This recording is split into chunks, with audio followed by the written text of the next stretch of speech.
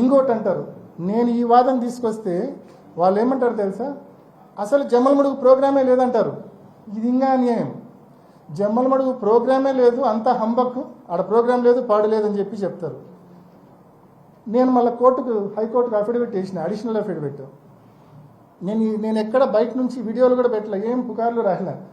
వీళ్ళు రికార్డ్ చేసిన విట్నెస్లు, CBI record చేసిన వాంగ్మూలాలు 69, 70, 71 మొత్తం 320 మందిలో ఒక 5 వాంగ్మూలాలు. ఆ 5 వాంగ్మూలాలు చాలా స్పష్టంగా 5 మంది చెప్తారు. అవినాష్ రెడ్డితో పాటు మేము ఒక 3-4 బండ్లలో అందరం జమ్మలమడుగుకు బయలుదేరినాము. బయలుదేరిన 2 నిమిషాల తర్వాత ఆయన బండి యూటర్న్ తీసుకుంది, మేము కూడా యూటర్న్ తీసుకొని వివేకానంద రెడ్డి గారి ఇంటికి పోయినామని చెప్తారు. అంటే ఇంత స్పష్టంగా మీరు రికార్డు చేసిన మీ ఓన్ వాంగ్మూలాలే, మీరు రికార్డ్ చేసిన వాంగ్మూలాలే చెప్తా ఉన్నాయి. మీరు ఏ రకంగా జమ్మలమడుగు ప్రోగ్రాం లేదని చెప్పగలిగినారు? ఆ రోజు జీకే కొండారెడ్డి జమ్మలమడుగులో వైఎస్ఆర్సీపీలో జాయినింగ్ ఉన్నమాట వాస్తవం. ఆయనతో మరొక 70 నుంచి 100 మంది పార్టీలో జాయిన్ అయ్యే మాట వాస్తవం.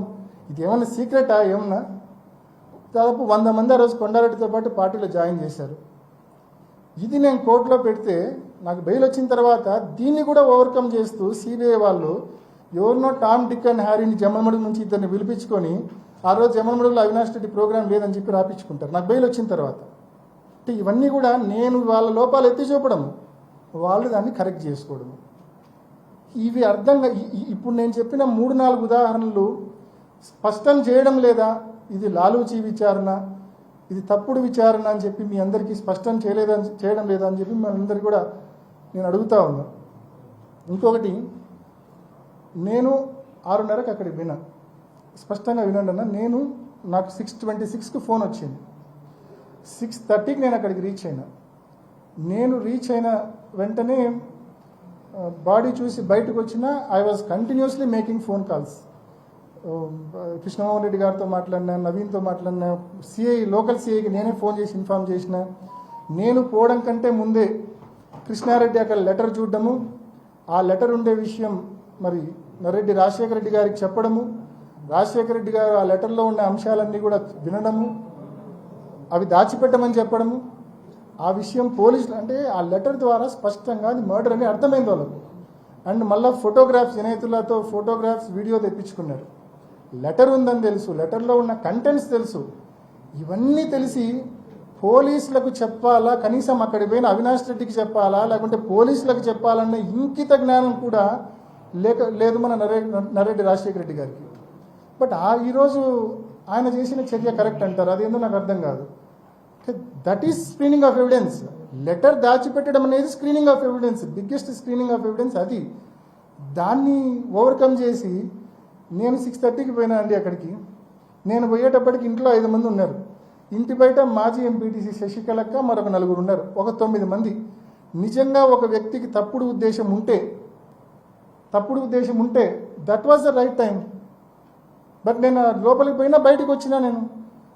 వీళ్ళు ఏమంటారు, ఎర్రగంగిరెడ్డి వచ్చిన తర్వాత ఎర్రగంగిరెడ్డి, అవినాష్ రెడ్డి, మా నాన్న భాస్కర్ రెడ్డి గారు అండ్ శంకర్ రెడ్డి 4 కలిసి స్క్రీనింగ్ చేసినారు అనేది కదా అభియోగము. ఎర్రగంగిరెడ్డి ఎన్ని గంటలకు వచ్చినాడండి? 7:10కి వచ్చాడు. అంటే 40 నిమిషాల పాటు I was waiting for Erra Gangi Reddy. ఆయన వచ్చిన తర్వాత ఆయనతో కలిసి స్క్రీనింగ్ చేయాలని చెప్పి నేను వెయిట్ చేస్తానన్నా. అంటే వినడానికి సెన్సిబుల్గా ఉందా అని చెప్పి నేను అడుగుతా ఉన్నా. అంటే 9 ఇంట్లో 5 మంది, ఇంటి బయట 4, 9 మంది ఉన్నప్పుడు ఎవడైనా బుద్ధుండేవాడు నిజంగా తప్పుడు ఉద్దేశాలుంటే స్క్రీనింగ్ చేస్తాడు. కానీ ఆ 40 నిమిషాల్లో 100 మంది ఇల్లు చుట్టుముట్టినప్పుడు ఎవడైనా బుద్ధుండేవాడు ఆ పని చేస్తాడా? మరి ఇంత ఇల్లాజికంగా, ఇంత ఇన్సెన్సిబుల్గా ఏ రకంగా నిందలు మోపుతున్నారు, ఏ రకంగా అలిగేషన్స్ చేస్తున్నారని నేను ప్రశ్నిస్తా ఉన్నా. అండ్ యాడెడ్ టు దట్, ఎర్రగంగిరెడ్డికి ఎవరు ఫోన్ చేసినారండి? అవినాష్ రెడ్డి ఫోన్ చేసినాడా? భాస్కర్ రెడ్డి గారు ఫోన్ చేసినారా? శంకర్ రెడ్డి ఫోన్ చేసినాడా? ఎవరు ఫోన్ చేసింది ఎర్రగంగిరెడ్డికి? 6:58కి ఎర్రగంగిరెడ్డికి ఫోన్ చేసింది again it is Narreddy Shivprakash Reddy. నాకు 6:26కు ఫోన్ చేసిన శివప్రకాష్ రెడ్డి ఎర్రగంగిరెడ్డికి 6:58కి ఫోన్ చేశాడు. ఆయన 7:10కి అక్కడికి రీచ్ అయ్యాడు. దీన్ని ఏ రకంగా చిత్రీకరిస్తా ఉన్నారు మీరు చూడండి. అంటే వాళ్ళు ఫోన్ చేస్తే అతను వచ్చాడు, ఇదేదో 40 నిమిషాల తర్వాత, మేము పోయి 40 నిమిషాల తర్వాత, ఇన్ని 100 మంది వచ్చిన తర్వాత.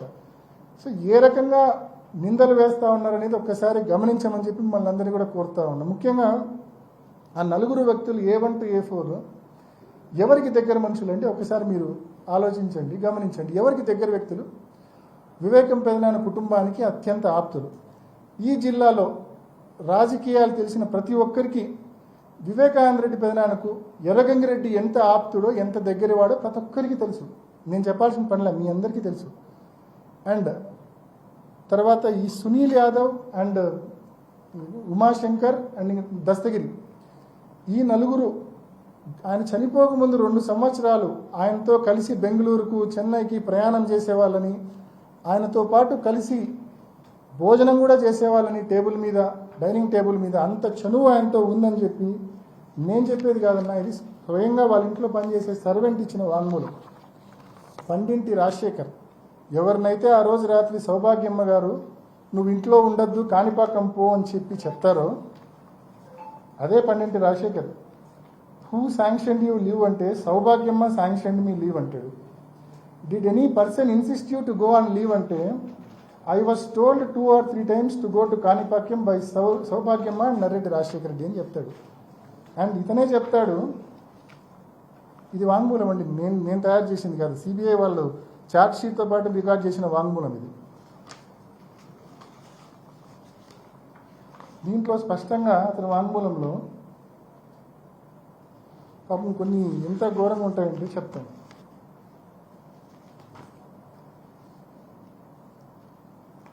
దీంట్లో స్పష్టంగా అప్పుడప్పుడు ఆయనతో కలిసి భోంచేసే వాళ్ళని చెప్పి Sunil Yadav and Umashankar Reddy came to meet Vivekananda sir at his residence every 2 or 3 days. On 2 occasions, I also saw Sunil Yadav and Umashankar Reddy and Gangireddy take breakfast with sir. ఇంట్లో పనిచేసే సర్వెంట్ ఇచ్చిన వాంగ్మూలమే పండింటి రాజశేఖర్. ఇంకా చెప్తాడు చాలా ఇతను. ఇంకా కొన్ని పర్సనల్స్లోకి నేను పోదలుచుకోలేదు, ఎందుకంటే అవి పోవడం కరెక్ట్ కూడా కాదు కాబట్టి. బట్ ఒకటైతే చెప్పాలనుకున్నా, దీంట్లో నుంచి ఇంకా డ్రైవర్ ప్రసాద్ది కూడా వాంగ్మూలం ఉంది, మీకు అందరికీ ఇస్తున్నా కాబట్టి మీరు కూడా చదవండి. చివరి 2 సంవత్సరాలు వివేకానంద రెడ్డి గారు ఎంత దుర్భరమైన జీవితం, పాపం ఎంత ఇబ్బంది పడ్డాడు ఆయన అని చెప్పి స్పష్టంగా వీళ్ళ వాంగ్మూలాలు చదివితే మీకు అర్థమవుతుంది. అసలు he was desperately waiting for some big money. పెద్ద ఎత్తున డబ్బు వచ్చే పరిస్థితికి వచ్చే దానికోసం వెయిట్ చేస్తూ ఉన్నాడని చెప్పి దీంట్లో ఉంది. Sir's anxiety and eagerness to receive money kept on increasing and I heard him talk desperately about money. He is consuming excessive alcohol and cigarettes and also lies down on the stairs. Sometimes I carried Vivekananda sir inside his house. ఎక్సెస్గా మందు ఎక్కువ తాగి ఇంటి బయట steps మీద ఆయన పడిపోతే తాను ఎత్తుకొని పోయి బెడ్రూమ్లో పండబెట్టేవాడిని అని చెప్పి స్వయంగా ఇంట్లో పనిచేసే సర్వెంట్ చెప్తా ఉన్నాడు. అంటే మీ తండ్రిని చివరి రోజుల్లో నిరాదరణకు గురి చేసి ఎందుకు నిరాదరణకు గురి చేశారు? ఎందుకు ఈ రకంగా ఆదరణ లేకుండా నిరాదరణకు గురి చేశారు? కేవలం వివేకానంద రెడ్డి సార్ ఆ డబ్బు డైమండ్స్ రూపంలోనో బెంగళూరు స్థలం రూపంలోనో ఆ డబ్బు వస్తే ఆ డబ్బులో సింహభాగము వీళ్ళకు సెకండ్ ఫ్యామిలీకి, షమీం గారికి, వాళ్ళ పిల్లాడికి ఇవ్వాలని చెప్పి ఆయన భావించాడు కాబట్టి పూర్తిగా వదిలేశారు. ఆయన చెక్ పవర్ రద్దు చేశారు. ఆయన ఏ ఆస్తి అమ్మే పరిస్థితి లేదు, వ్యాపారాల నుంచి డబ్బు డ్రా చేసే పరిస్థితి లేదు. ఏ ఆస్తి అమ్మాలన్నా కూడా వీళ్ళ నాలెడ్జ్లో లేకుండా అమ్మలేడు. Joint check power, joint registration చేయాలి. సో ఈ మాదిరి ఆయన్ను పూర్తిగా బిగించారు. ఆయనకి ఈ రకంగా ఏదైనా స్థలంలోనో డైమండ్లోనో ఆదాయం వస్తే తప్ప ఈ సెకండ్ ఫ్యామిలీకి హెల్ప్ చేయలేని పరిస్థితి. ఇటువంటి దుర్భర పరిస్థితుల్లోకి ఆయన నెట్టివేసింది మీరు కాదా అని నేను అడుగుతా ఉన్నా. సుంతక్కను స్పష్టంగా నరెడ్డి రాజశేఖర్ గారిని అడుగుతా ఉన్నా. మరి ఈ రకంగా ఆయన డెస్పరేషన్లోకి గురి చేసి ఎక్కువ ఎక్సెసివ్ ఆల్కహాల్ కన్జ్యూమ్ చేసి సిగరెట్లు తాగి స్టైల్స్ మీద బయట పడిపోయే పరిస్థితి, ఇంట్లో పనిచేసే వాళ్ళు ఎత్తుకొని పోయి బెడ్రూమ్లో పండబెట్టే పరిస్థితికి మీరు తీసుకొచ్చారంటే, మీ ఓన్ వాంగ్మూలాల్లో కనిపిస్తూ ఉన్నాయంటే, ఏ రకంగా మీ తండ్రిని చివరి రోజుల్లో సంవత్సరాల్లో మీరు ఏ రకంగా 2-3 సంవత్సరాల్లో మీరు ఏ రకంగా నెగ్లెక్ట్ చేశారనేది ఇంతకంటే స్పష్టంగా ఇంకా ఏ రకంగా మనం చెప్పగలమనేది ఒకసారి ఆలోచన చేయమని కోరుతా ఉన్నా. సో ఇటువంటి విచారణ, ఇటువంటి లోపభూయిష్టమైన విచారణ అడ్డం పెట్టుకొని 1 సంవత్సరం రోజులుగా మా నాన్న లోపలేసినారు. దాదాపు 3 ఏళ్లుగా 2.5 సంవత్సరాలుగా మరి శంకరన్న లోపలుండి ఈ మధ్య బెయిల్ మీద వచ్చారు. మరి ఈ రకంగా ఒక హియర్సే ఎవిడెన్స్ను బేస్ చేసుకొని గూగుల్ టేక్అవుట్ అంటారు. అది కూడా మీకు చెప్పాలా. నిన్న ప్రెస్ మీట్లో నేను సహజంగా చూడను వీళ్ళ ప్రెస్ మీట్లు, నిన్నెందుకో చూసిన. గూగుల్ టేక్అవుట్ గురించి మాట్లాడినారు. గూగుల్ మ్యాప్స్, గూగుల్ టేక్అవుట్ రెండు ఒకటే అని చెప్పే ప్రయత్నం చేసింది. పొరపాటున కూడా ఒకటి కాదు. గూగుల్ మ్యాప్స్లో మనం ఒక లొకేషన్కి పెడితే లొకేషన్కి స్పష్టంగా తీసుకొని పోతుంది Google map. Google takeout is not accurate location కాదు. గూగుల్ టేక్అవుట్ యొక్క యాక్యురసీని గూగులే సర్టిఫై చేయట్లేదు. 20 మీటర్ల నుంచి 1000 మీటర్ల వరకు దాని యొక్క కరెక్షన్ ఫ్యాక్టర్ ఉంటుంది. నెంబర్ 1. నెంబర్ 2, నువ్వు ఫోన్లో వైఫై వాడితే ఒక మాదిరి యాక్యురసీ ఉంటుంది, ఫోన్లో మొబైల్ డేటా వాడితే ఒక మాదిరి యాక్యురసీ ఉంటుంది. సో ఈ మాదిరి దాని యాక్యురసీ అనేది ఇంట్లో ఉంటే ఒక మాదిరి యాక్యురేట్ ఉంటుంది, ఇంటి బయట ఉంటే ఒక మాదిరి యాక్యురేట్ ఉంటుంది. సో గూగుల్ టేక్అవుట్ నువ్వు ఈరోజు ఎక్కడున్నావు అనేది 3 ఏళ్ల తర్వాత నువ్వు తీసింది అది. And it can be fabricated also.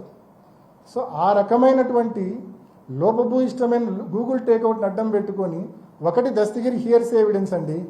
దస్తగిరితో స్వయంగా అవినాష్ రెడ్డో, భాస్కర్ రెడ్డో, శంకర్ రెడ్డి మాట్లాడని చెప్పాడు.